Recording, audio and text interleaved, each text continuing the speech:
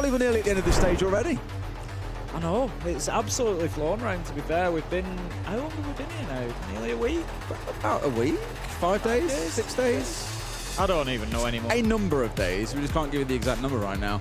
Split straight down the middle on who wins this one. I think, understandably, there's still a lot of G2 fans out there, but those who've got any kind of rationality in their thought process probably know that based on how they've played so far, Cloud9 are probably the ones coming away with the win. We'll see if that proves to be right or not, and see if G2 have figured things out after 4 days. They were saying, no, our boot camp's been great. We're not sure what's going on. They haven't been able to fix it yet. But let's see if them diverting away at the last minute from Consulate to go to Nighthaven catches Cloud9 by surprise. First ban coming in, going to be the Monty and the Kai to follow from G2. See if they double down on that like we have seen previously with the Bandit and Blackbeard or Blitz. They do indeed. So we're going to see again that co-op banning where operators are being taken out from the same pool, if you will, from shields, from denial. Just trying to make specific tasks easier or more difficult, depending on which way around you look at it. G2 on the attack then, they're going to be looking to get things open nice and easy, nice and quick, not too much of a problem there. Not going to be able to use the Monty to bully their way up onto the warehouse catwalk necessarily, so that's something that they're going to have to consider, is how do they get control. We saw earlier in the Liquid game how vital that area can be. Both teams being able to win big rounds based on having control of that. As it is, we're going to start off down in the basement. Cloud9 taking us all the way to the bottom. I just want to touch on this actually, that Game Pass thing that just came up. I was speaking to the UB team earlier, like obviously we know that there's a real cool sponsor to have first and foremost, but I was like, what do we get from it? And there's like a bunch of skins that you get as well. If you haven't played the game before, it's even more so for you guys. You get all the operators, you get a bunch of skins, loads of benefits, the battle pass is included as well. So if you are thinking about playing Siege after watching some of this, it's a great time to go and grab it on Game Pass. And yeah, fair Tim, a lot of other games on there as well. I've been waxing lyrical about Claire Obscure. No, you've been going on about it. It's not one that I've played, but having Game Pass already, I'm like, yeah. I'm one of those people. I'm going to get home and play that. The thing is, I played it on Game Pass, loved it that much, then went away and actually bought the game as well. Like, and I'm not the only person to have done that, because it's that good that you're like, I want to support the devs on this. It's such a good game. Definitely going to be having a look at it, but like you say, if you've not picked up Siege, or maybe if you've got Siege and not got all the operators or something, Game Pass, getting it done. Oh. Bit of a sting coming in, gets away, no problem. Alamau just scaring away Silent there, running around on the Fenrir, drops the hatch away to safety. Not a bad spot to be in, at least keeping himself alive. And no one there to capitalise on the below, but again for G2, it's about getting the full map clear done quickly here, which is what the Blitz enables. And of course, Doki to lock things down with that Nomad, making sure no one's going to hit them on the flank as the round progresses. Gitty just going to be circling around there inside of control, trying to keep that control of the upper floor above site. Packer is supporting inside of storage for the time being, going to be bullied by the Blitz. Doki manages to pick up Gitty. It is a direct trade actually, but Alamau on the Blitz picks up Packer, and that gives G2 the vertical control that they want. They've got the Ram of Loira to come in and start doing some work now, start opening things up. Hopefully for G2, Doki has been able to use those air jabs before being taken out, so the flanks will be safe, but I'm not too sure that will have been the case. We saw him get at least one down, which is something. At least he's had a chance to use what the operator's there for. I like how they're somewhat simplifying this here, G2 as well. You know, Uno, he's having a pretty bad tournament as far as fragging is going. Put him on the dope, make him all about the util instead. No way does Alamau lose this. Surely not. We'll eventually win it out, but Kobe almost had his number there. But like I was saying, make the phone call, then let Alamau at the front with these shields charge through a couple of players. It's working well for them in round one. C9 so far unable to hold on. Uno's getting the plant down, and it's 4 versus 1. It feels like this one should be closed out for them. Diffuser is down, and Silent has got to do something real special if he wants to keep G2 at bay. Not going to happen. Round 1 to G2. Yep, quite a gulf between the two teams in that first round, I thought. G2 looking pretty comfortable. Whether that will continue or not, we will see. But I liked Alamau's blitz play across that mid-floor, supported by Doki, getting rid of the 2 operators that were in there. It was the Legion and the Warden that were playing around control and storage, trying to keep that verticality in place for Cloud9. But as soon as they went, you saw that pressure really mounting up on the players inside of site, especially here when Alamau takes down Kobe. That's pretty much round round one at that point. Great round from Analyst. Absolutely, and I'd be surprised if they now try and double down and do the same thing again, but you might see some elements of it sticking around. Things like the Dokkaebi, as I mentioned, maybe even seeing the Blitz being brought along in isolation, but don't think they'll go for the same thing now that C9 have seen it. They'll know what to expect. What I did like about it was for G2, it was a case of clearing up that top floor really quickly with Alamau, then backing back outside the building, and then trying to clear the ground floor. So rather than sticking inside the building and checking out areas like Aqua that they might not have droned, they just kept it very simple, making sure that those roamers had been forced backwards, and then at least had the idea of locking things down with the Nomad of Doki. As you mentioned, he went down before he had a chance to use all those air jabs. Not the end of the world, to be fair to them. We are going back towards that Blitz here, but doubling down a bit with the ability to execute and flash out this other side with leaning in towards the Ying. Still, no Warden on the other side for now.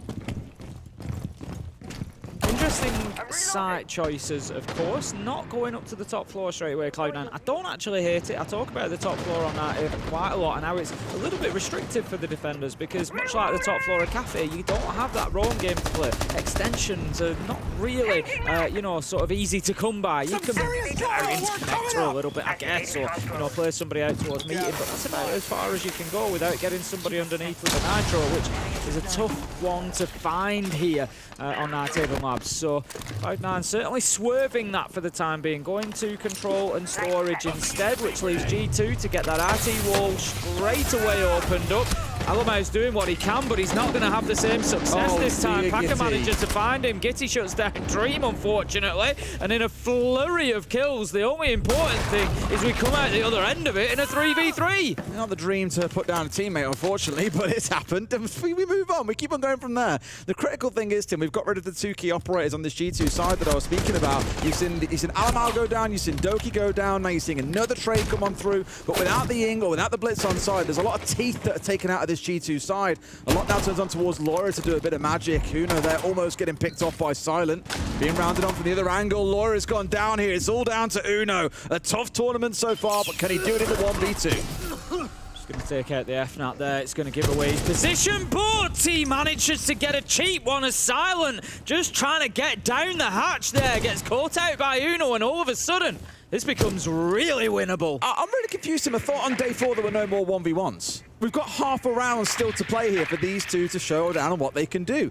Uno in the spot with the drone at least to figure out what's going on. It's down to Packer to keep himself hidden away here. It's going to look very reminiscent of a lot of those 1v1 rounds that we had yesterday. I think if Uno's confident that he's not in storage, he might go for the plant behind pillar here. That's exactly what he's doing, straight in. The barbed wire is not going to help the situation, but Packer no C4.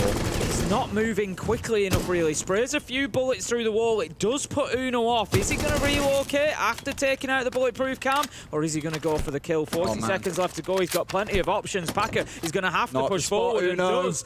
Uno's going to stick this. Packer's got an absolute freebie, surely, but no! He kind of hesitates going in. He gives Uno a chance to fight. They both take shots. Packer still gets the job done, but there was a second there where you wondered if he'd missed his chance. Oh, it came down to it all, and they both knew exactly where the other was, and it's Packer that can hit the shots when it matters most. C9 on the board.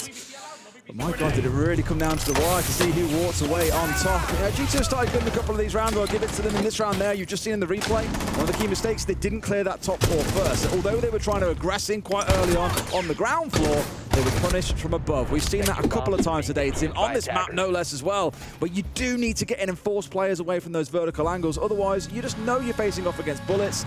Shields might help, are only going to help you for so long, and they can't protect everybody on the team. Up to the top floor we go then. Cloud9 will continue on after a successful defense with their rotation. A good finish to the round from Packer, although it almost wasn't, but he gets the job done.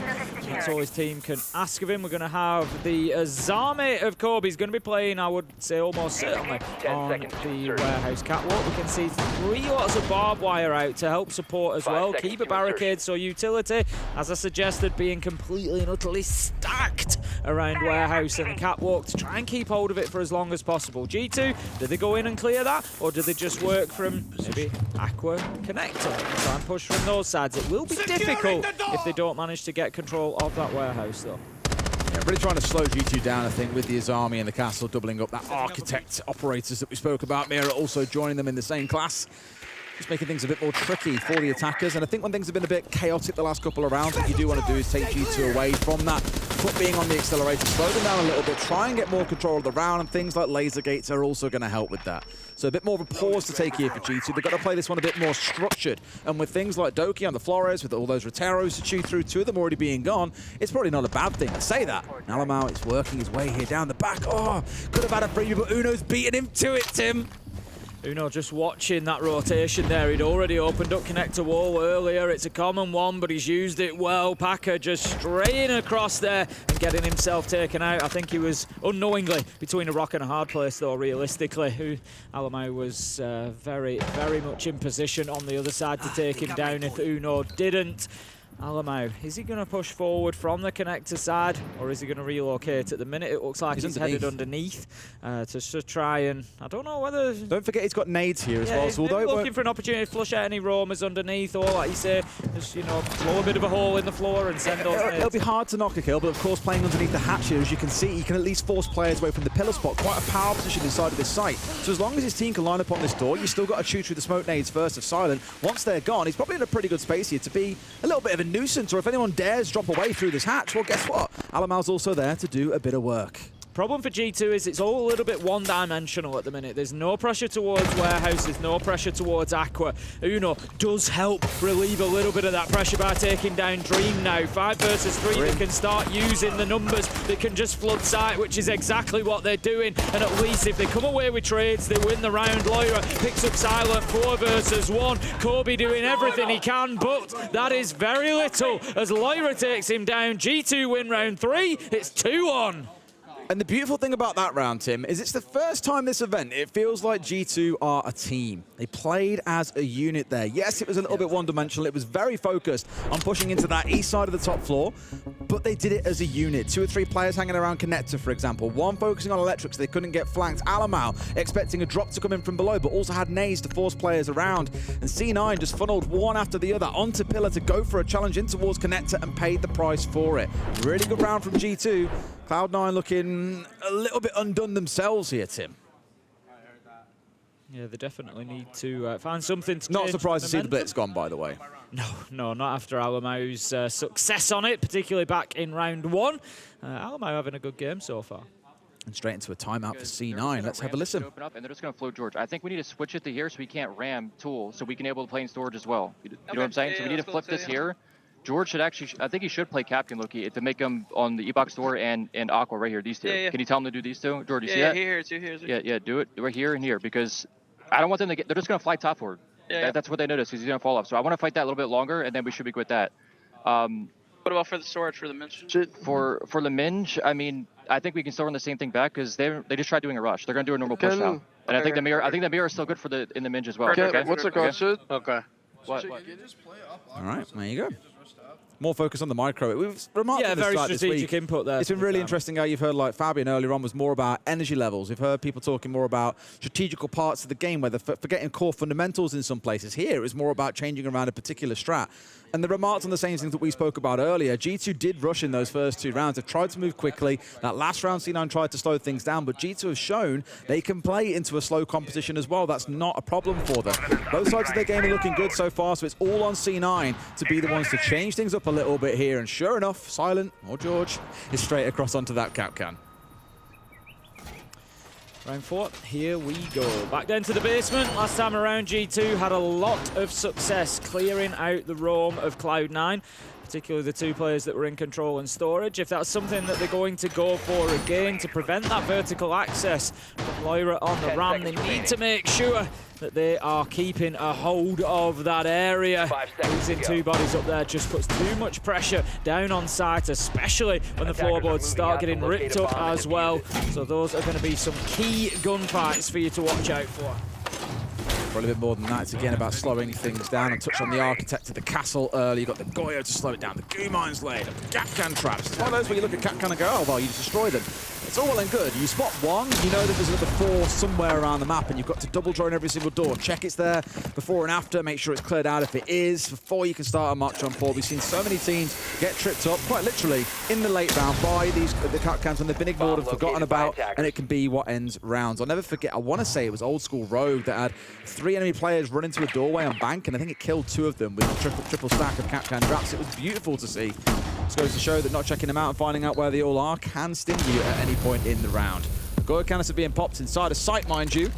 G2 at least starting to think about what an execute could look like here. We're only 60 seconds in, but you've got Uno sat on the main breach, waiting to cause a bit of bother. Elsewhere around the map, Doki's going hunting, and it's found Kobilax. Kobe's give himself away a little bit easy there, you feel. He's sprayed through the window knowing that that's where the Deimos is, but then he's just still kept himself on the other side of a soft wall. Doki surely can't be calling people bots after how this week has gone.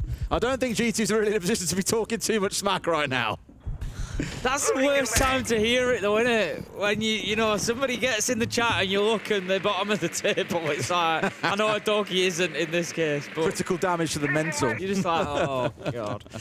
But no, Kobe's give himself away a little bit there. He's kept himself behind a soft surface, knowing that Doki's going to have the vendetta. He's given him every opportunity to do exactly what he did. It's a fantastic opening kill from Doki. Interestingly, the first 3 rounds, they've all gone in the direction of the person who's got the entry kill. It's been really, really powerful so far for these teams. Nobody overturning that man deficit. So G2 just take a big advantage in this round. And Doki immediately cancelling off his trap there. It was onto the Goya who's downstairs. Of course, of no use to G2 because Dream's on site, but to the enemy team, knowing where Doki is every few seconds, yeah, that can really come back to bite you. Cancels it off and has one more trap to go, and they want someone who's upstairs. In fact, why has he gone for the Deimos again?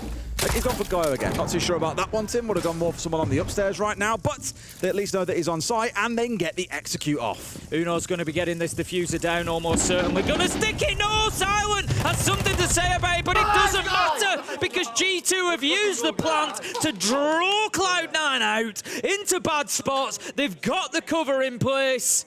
And that is the round done. Nicely executed from G2. Doesn't always matter if you lose your planter, so long as you get the kills.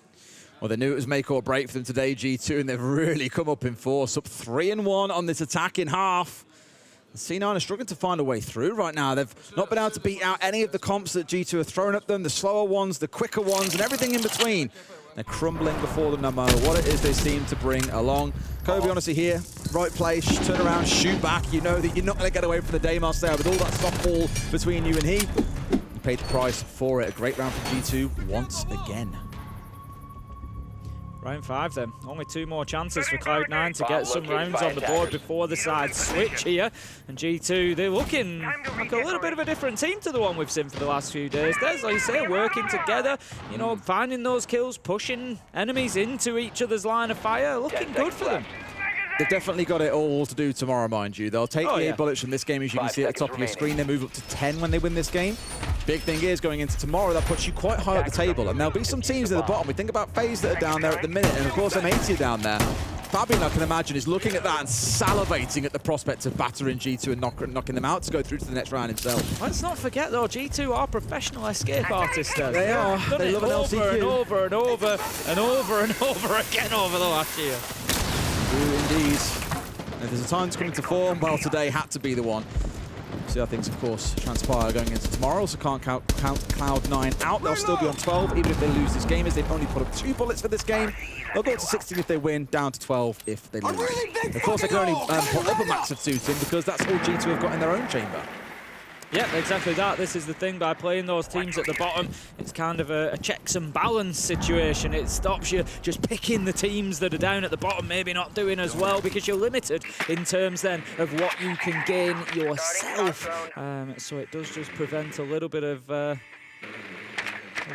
picking out those quote-unquote easier opposition if you want to be gaining yourself more and pushing yourself up the table. Alamau manager to take down Kitty. This time he gets his reward on the knock. Last time he was a couple of seconds behind the pace and Uno did the favour for him, but this time the knock secures it. 5 versus 4 and G2 taking some slow but convincing map control with Alamau. They are for sure. It doesn't matter if the blitz or on the nook at this point. He's getting in there and doing some work. Stepping back in towards site here. Force back these players off Cloud9. course, the track is onto his army. Only Doki can spot out what was going on from earlier, but at least know roughly where he is. Communicated to the rest of the team, hey, here's where he is. Be mindful of that. Maybe we catch him coming down Aqua, or put all the focus onto the site itself and start chewing through those smoke grenades that you can now see coming out. Is he going for Dream there? I believe he is. And it's going to force Dream to move, and sure enough, Loira was there waiting to catch him. He's moved away, and they've capitalized with 2 kills inside of sight, Tim. And now they're looking around like, I guess we plant right now. Let's go for it. Yeah, G2's teamwork, we keep talking about it, but it's been so much better. Just the way they've maneuvered Cloud9 into difficult positions for themselves has been absolutely brilliant. Uno is going to stick the plant there. It's now a case of get out of the window and hold this in post. Uno manages to take down both! Big finish to the round from Uno. G2 take another, and it is looking good for the attack of Nighthaven. It's looking a bit pedestrian, really, isn't it, Tim?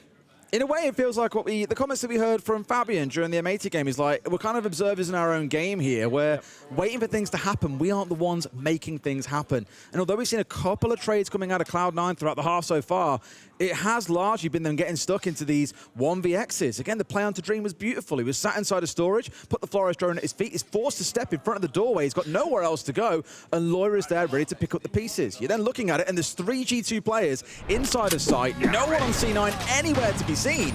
And it feels just a bit too easy for G2 today. Of course, they're playing well, can't take it away from them. It must be a real nice feeling to see them playing to this level, given how things have been going over the last few days. But Cloud9 are very much rolling over here and letting G2 take the map as they please. Up to the top floor then for the final defense from Cloud9. G2 last time very much focused, a one-dimensional push out into connector. It worked fantastically well for them to just bully their way in. They got a couple of kills and then flooded the site with numbers, and it was all she wrote essentially. Cloud9 could not stand up to the pressure that came from that side.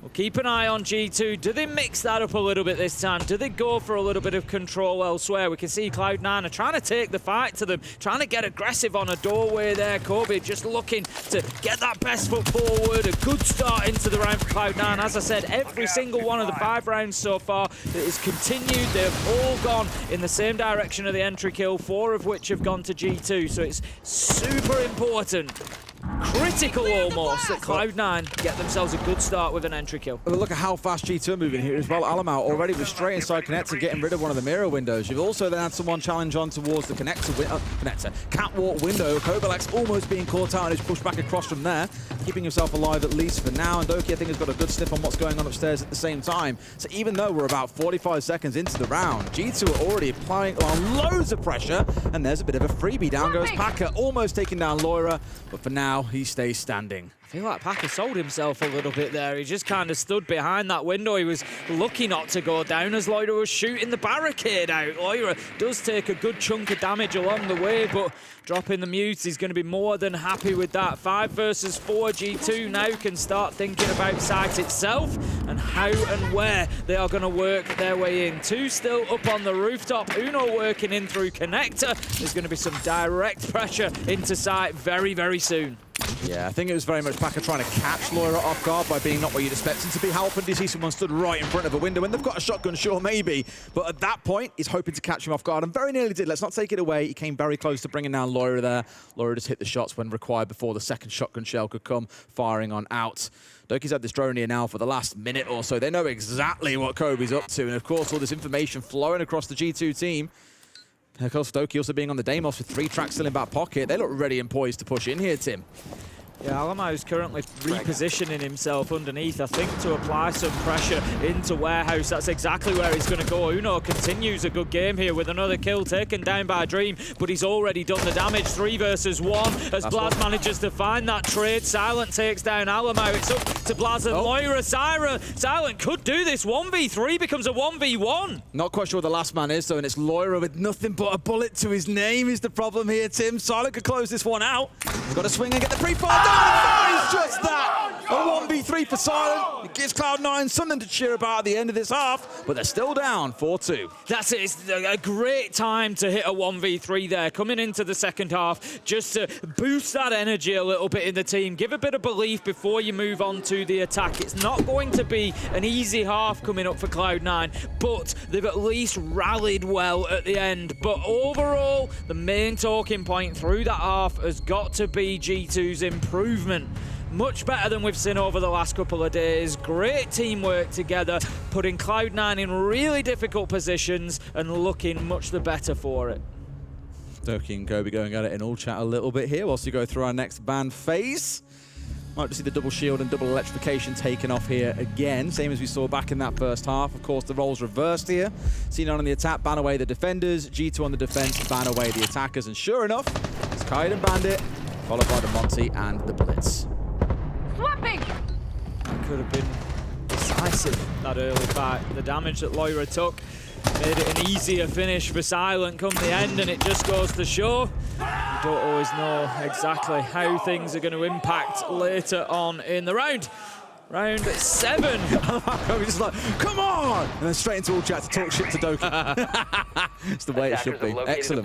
Well, G2 up 4-2. They move on to the defense here. We'll see if C9 have got some teeth that they can show here on the attack, or if G2 can close this out in the same decisive fashion they largely did back in that first half. If not for that 1 versus 3 there at the end from Silent, we'll be looking down the barrel of a 5-1 to G2, Tim.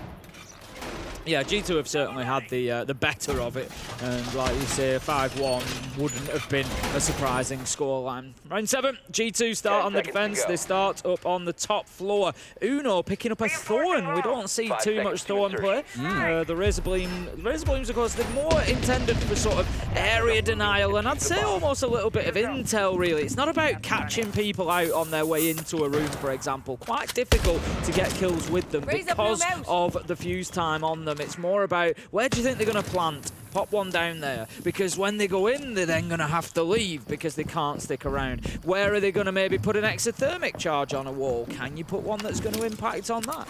These are the sorts of things that you're thinking with your Razor Blooms, but also put them on doorways. You're going to get a little signal. You might hear them detonate, much like a goo mine. You're going to get an idea somebody's coming from that direction, so it can give you a little bit of intel.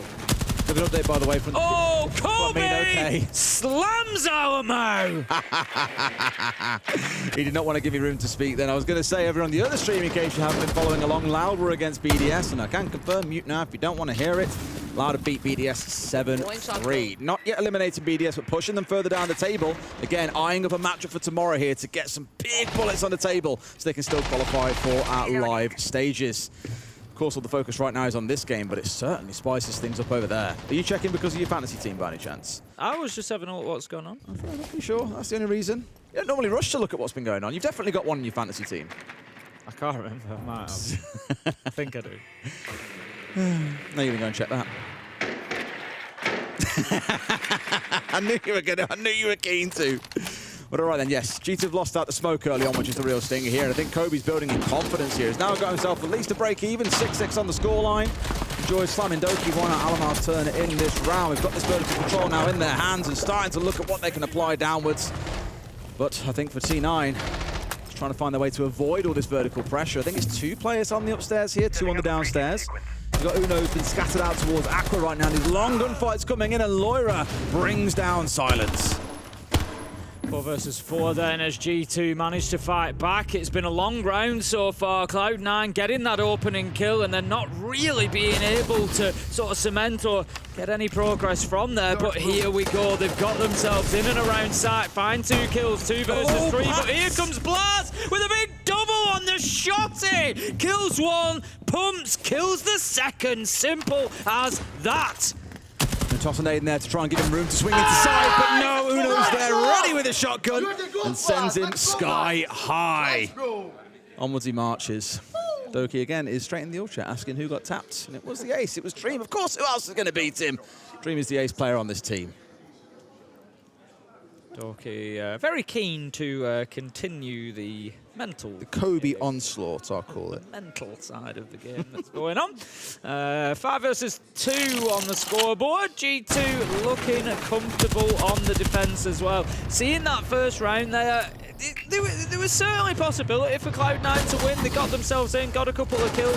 You know, Blaz steps out and gets a big double with a shotgun. Yeah, beautiful stuff. But there's definitely room for Cloud9 there to take something out of that round. But given G2's attitude, their energy through it, the way Blaz wins that out, I honestly think, seeing that now, Cloud9 have really got their work cut out on the attack. It's a strange world, Tim, and I never thought I'd be talking about it when Uno is one of the kill leaders for his team in this game. He's having a great game. He is. And what I loved is in the early rounds, when he would get a kill, they would come away with something off the back of him playing well. All praise on him as well. We spoke about this for a few teams over the last few days. I think it was June that we remarked he hit that awesome 3K yesterday, and his team was straight in there, coaches in there praising him, saying, "Go on, June, go on, lad." Just backing him up and making sure you're reinforcing that positivity. Gotta to be fair, mate, you're also a brilliant hype man. You need the hype man. You need him in there. You need somebody who's just going to really, like you say, you know, as an individual player, if they know they've had a good tournament or a bad tournament, you know, and it's not all about kills and deaths on the board, there's a lot of other work that goes into it, but they'll know if they feel that they're not, you know, contributing enough. So, yeah, absolutely, you know, part of that is going to come into, you know, how do my teammates feel about that? And, you know, if you have a good game and you get the praise heat, Tom, you're going to feel much better and you're going to play better for it. A little bit confused as to why the Animus wall is soft. Of course, it was left that way by G2 with some holes in them to be able to challenge backwards. Doubt they'll be trying to reinforce it up too late here. I imagine it's going to stay soft, almost inviting C9 in, but that could be the bait they're trying to set for them. Just looking across the G2 players, we've got Lyra all the way up on the top floor. Inside of servers at the minute, he's going to be hunted down by Corby. This is the head-to-head we might start seeing very soon if Corby moves across the top floor. The drone goes out, so Lyra should be getting found, but will no doubt try to keep himself off the radar as much as possible. And as Corby looks to head downstairs, I'm not too sure that they're ready to challenge on top floor. Lyra might have a real opportunity here.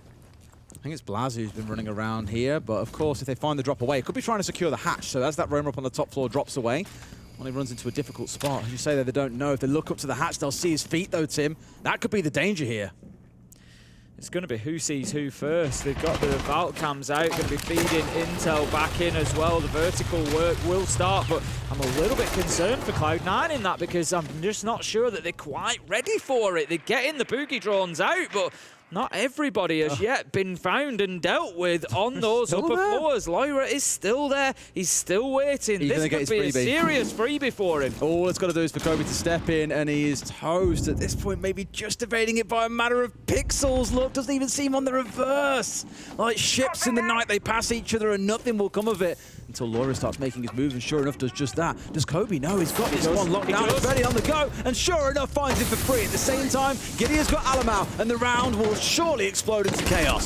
Certainly looks that way as Uno gets taken down. This is all Cloud9, a flawless round, and what a response to G2 coming in and getting a good first defense. Cloud9 say, we've got a little bit of bite left in us on the attack. Flawless it is, and they go 3-5 on the scoreboard. G2 back to the drawing board for the basement. It's a key one, this, I think. We often speak about the impact of round 9. G2 come away as the winner. They're up 6-3, and that's quite a lead to have. You'd expect and fancy them to take something during those last 3 rounds to get the game over the line and win up to 7 rounds.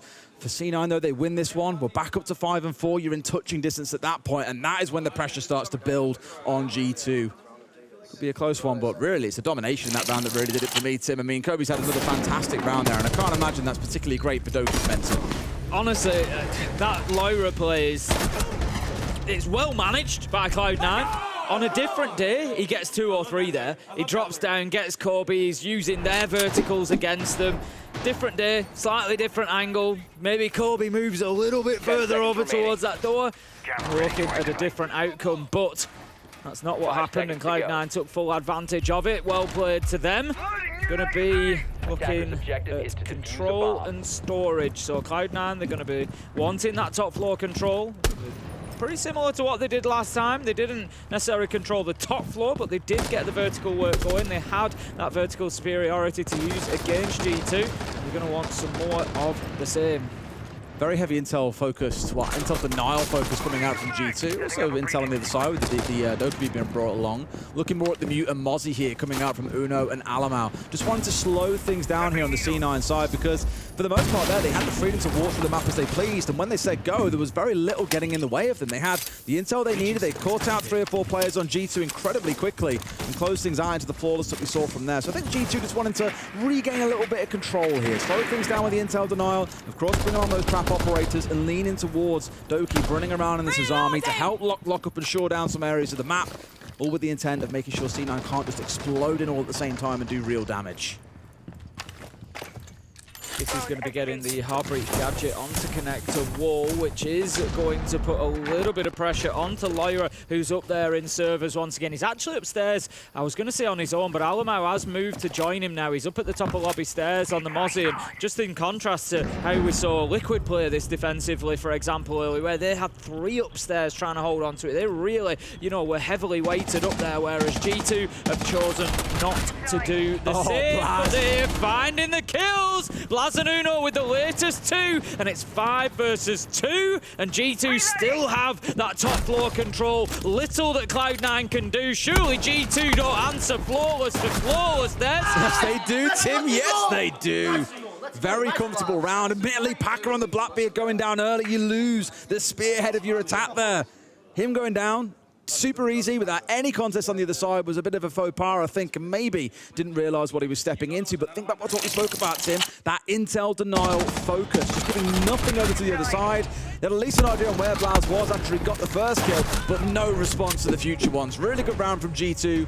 Now we go into our next bans here to round things out. We're going to see a Blackbeard coming out as our 3rd shield, Tim. Not too sure we will. Deimos being taken away. Yeah, that's kind of like a nod towards Kobe. He'll take that as a bit of respect. Yeah, you know, ultimately we know how powerful an operator Deimos is. We've already seen a kill directly resulting from one of his tracks. Doki, you know, taken down through the kitchen wall. But I just don't know that Cloud9 are going to find enough impact from it. Sorry, from using it. I lost track of my words there. I don't think they're going to find enough impact from using the Deimos. That's not the whole problem that they've had. You know, they haven't been winning the gunfights. They've been understanding where people are on their own, going in to try and deal with them a lot of the time, you know, and not being able to do so. So I think that was probably more of the issue for Cloud9 rather than being able to, you know, track down one individual. Also, Kobe, of course, went across to playing on the Dokkaebis. They still have other options. Like, sure, it doesn't put a lovely red ping on top of someone's head, but it does call the entire team and let you know where they are. As long as you've got ears that are functional, you're pretty good for that operator. I think from G2's perspective, the Deimos ban, you know, it gives them a big edge towards this top floor side. They're thinking we're not going to have anybody underneath spraying through the floor at us, unless they bring a book, for example, which is pretty rare when you're playing onto this site. So again, it just gives G2 another little tool there, another little option to just keep themselves inside. They don't need to worry about that. We spoke about it in the previous round here, but G2 have now got this 3-round advantage. It's why it was so pivotal for C9 to get something in that last round. But now G2 can play a full 3-site rotation. They've only got to be right once. C9 can't be wrong at all. Misdroning a player, a single side swipe from a member of G2. Well-placed C4 can be enough to end C9's hopes of winning this game here, and G2 will go up to 10 bullets. C9 drop down to 12. I think with 12, it's not going to be enough for them to qualify at the end of today, so they will be forced to play in tomorrow's game as well. Not forgetting that, as we've already remarked, teams like M80 are dropping way down near the bottom of that leaderboard. For tomorrow, they'll challenge someone high up who's got a lot of bullets, like C9, and pop their extended mag to hopefully fly up the table and qualify. This is it. You know, G2 going on to 10 is really big for them. It puts them up into around 9th position, so it really puts them in the mix coming in for tomorrow. They've got to get one more round yet, though. The job is not done. Still 5 versus 5, nearly halfway through this one. Swings. Cloud9 have not yet been able to find anybody and won't, as Doki gets aggressive onto the breach, takes down Gitty. That's going to be the Nomad gone, and that is the first blow to C9 in round 10. It's a little bit one-dimensional there, Tim. They've only got a player sat on the IT breach. There is no one trying to push in towards catwalk door. There's no one with the prospect of bolting in through catwalk window or working their way up through garage. I'm not entirely sure what Gitty was looking for there, to win a 1 versus 1 and give his team What exactly? Not a lot, because there were 2 or 3 players all dancing around IT from G2, ready to step in if Doki did fall. So all they've done here is lose themselves a Nomad for no real reason. Cloud9 have managed to get that wall walk, which is nice for them. It's going to make it much more difficult for G2 to play inside the A site, but I'm just wondering if they've got the intel, Des, and it seems like they don't. A double kill from Lyra, a few others along the way, and G2 close it out at the first time of asking. They've looked so much better today. Very, very confident today for sure. C9 definitely not at the races compared to what we've seen them be able to achieve previously, but I think for G2, it's going to be a big motivation booster just to remind themselves they can play as a team. They can play this fast style, they can play the slow style, they can defend well. Uno can frag out. He was top rated in this game for the team as well. It's been a good team performance and hopefully puts them in good stead going into tomorrow. 21 kills between Uno and Lyra really did help catapult G2 over the line. Don't forget, yesterday G2 came as close as they could to being eliminated, winning out that 1v1 and coming back to fight another day. Lyra did it then, he's done it again today, and G2 will move into day 5. Well, that's all that game wraps up. Next one is an elimination game. Can't wait to see it. But before then, we'll go to a break. And when we come back, the desk will break down what they've just seen.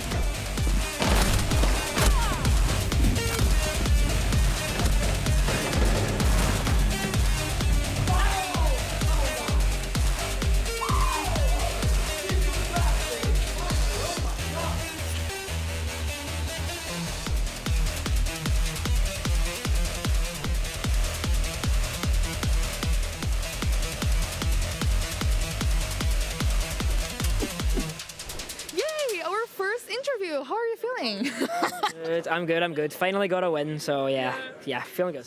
If G2 had lost this game, you guys will be taking the plane back to Europe. But you're still alive. Yep. But I guess that makes you, it pushes you to show more game just before maybe the arena, the stage. Yep. Well, you say that, but we've literally shown nothing so far. We've been playing absolutely awful. So, if we need to show a couple of maps to make the main stage, fair enough. I don't care. So yeah, I'm just happy we got a win today for me and the guys. Cool. And by the results we have seen in Reload, I must ask you, what is not working? What is happening to G2?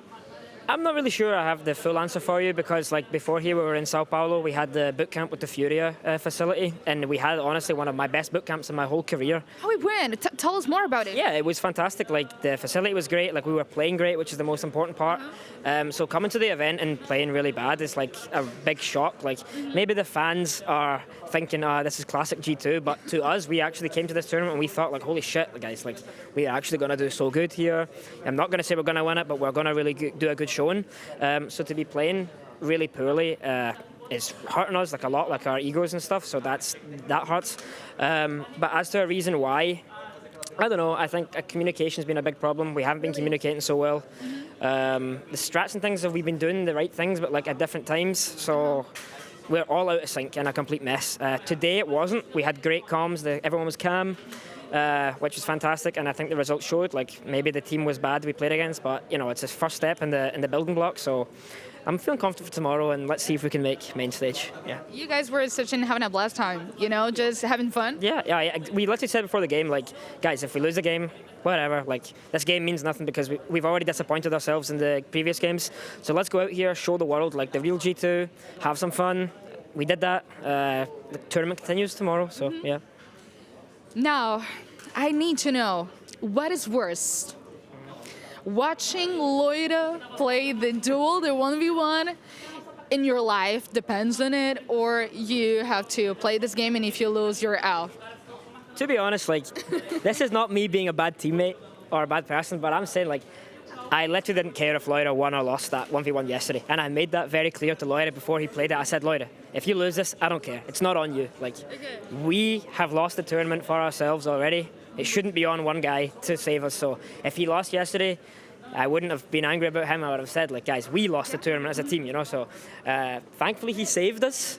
He's Loida Demon for a reason. He wants to play in front of the Brazilian crowd. So we have him to thank for today, big time. And I think we helped him today. We showed up today and we proved to him that we are still, the players that he knows we are. So I'm really happy for him. Yeah. Great, thank you. And also congrats, Doki. Tomorrow we might see a different G2. Who knows, Milesh? Who knows indeed? I mean, at some point it'll be a different team with a different IGL, right? Doki's face there. You're like, oh. That was the G2 more that we know and love, I would say. Yeah, it's say. good to see them, I don't want to say back, but it's good to see them in action in some way. It's felt like utter chaos. I don't know if you felt it. You know, I certainly felt that. It's felt like utter chaos until this game right now, where it feels like actually G2 were controlling the rounds. They were controlling the pace, the tempo of the rounds, what they were doing, how they were doing it, when their trigger points were. I set the stall out. I said, look, this is not necessarily a good veto because G2 are going to have to start attack, and that's been their big weakness.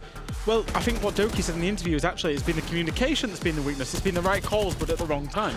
And actually, they got that right today, and their attacks looked great coming out there on Nighthaven. We've seen the best out of G2. We've seen great individual moments, that Blaz moment eventually with the shotgun saving that round, for example. So big individual moments. We've seen Alemo take space with Knock and get multiple kills. That was one of his biggest strengths. We've seen the strength since Uno was IGLing. Maybe Loira was the one calling still, but we've seen the strength of a traditional methodical siege that we were missing from G2 in the previous rounds. So we're seeing all of the strengths that we needed to see from G2 that probably showed up during that bootcamp, but didn't show up early on in the rounds. And then we've mentioned before, playing Cloud9 was probably one of the weakest opponents in this matchup, in this tournament, was the best way to get back in shape, get back in confidence, gain a lot of bullets, and pray for tomorrow to beat the last team they will face and qualify to the main stage.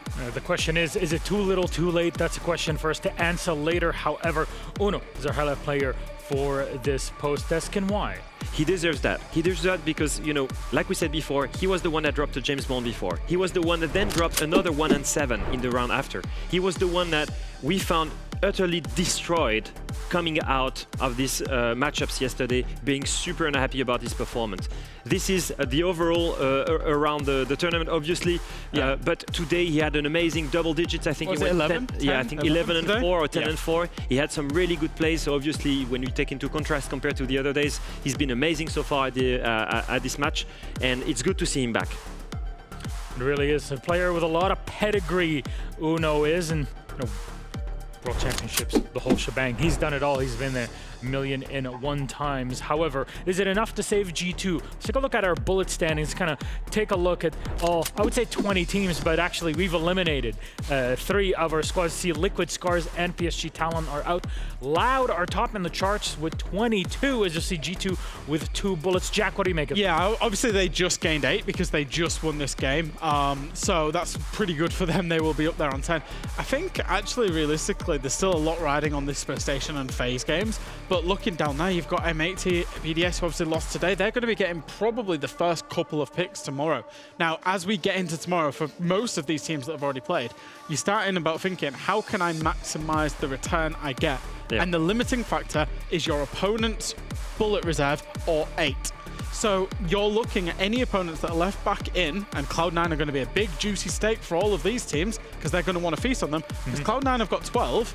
Teams that pick will want Cloud9 because they can put the full 8 in and then maybe an extended mag. Because tomorrow, you've got to get into that top 4 if you're not in it today. We might be in the first scenario where teams chicken out of a matchup, of a challenge, because the team doesn't have enough bullets. Yes, for example, M80 could be picking me. I could be seriously thinking I beat them easily, but I don't want to play them because they only have 4 bullets. Exactly.